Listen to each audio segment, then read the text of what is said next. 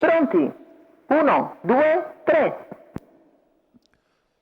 Questo segnale è valido con la velocità da parte di Batman Griff Numero che 3, Eolo P, contiene squalificato. Today Winner Font, poi subito Axel Nib sui primi che si porta in scia Dandy De Grodrelli, quale sposta al largo.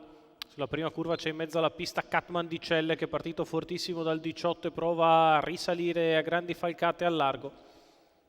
E così Batman Griffin in vantaggio nei confronti di Today Winner Font, poi Arta Terme Jet, Dandy De Godrel che va a chiedere strada dopo 400 metri passati in 32,2 e tende a passare. All'esterno c'è subito il tentativo da parte di Bluff dei Greppi che precede Catman di Celle, curva di destra passata in 15,5. Dandy De Godrel in vantaggio, Bluff dei Greppi che cerca posizione, non la trova in corda ma lascia sfilare al suo esterno Catman di Celle che si porta a destra di Dandy De Godrel.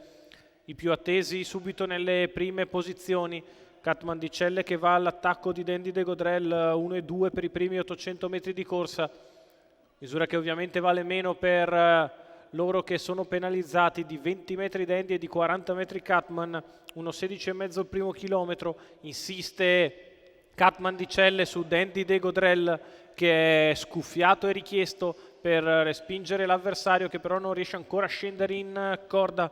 Frazione veloce sotto alle tribune in 14,4. Dandy De Godrel che ha respinto il primo tentativo di Catman di Celle, con la curva gli rientra. Bluff dei Greppi che sta lì a guardare il duello tra Dandy e Catman. Frazione più lenta in curva in 15,7, Dandy De Godrel che prova a ripartire. Bluff dei Greppi nella sua scia, di fuori Catman di Celle, poi Today Winner Font che passa in quarta posizione precedendo Axel Nib, 2 minuti 1 secondo e 7 decimi il miglio di gara. Dandy De Godrel in vantaggio richiesto, Bluff dei Greppi che si prepara a spostare quando siamo ormai all'ingresso della dirittura d'arrivo, 200 al palo.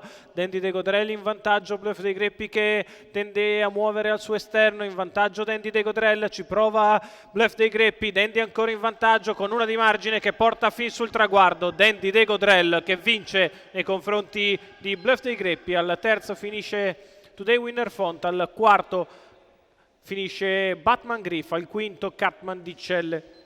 3 minuti 1,16,7 il ragguaglio preso sulla testa, vale intorno all'1,16 per Dandy De Godrel che è un cavallo duro, lo dimostra, richiesto per oltre 1 chilometro, è pigro ma replica tutti gli attacchi dei rivali. Successo il numero 9 Dandy De Godrel, al secondo il 17 di Bluff dei Greppi che precede per il terzo posto il 5 di Today Winner Font, al quarto il 2 di Batman Griff e al quinto il 18 di Catman di Celle, 9,17,5 la Tris, 9,17,5, 2,18 la combinazione dei 5 piazzati dell'ottava e conclusiva dal largo veggio, la vittoria di Dandy De Godrel. Roberto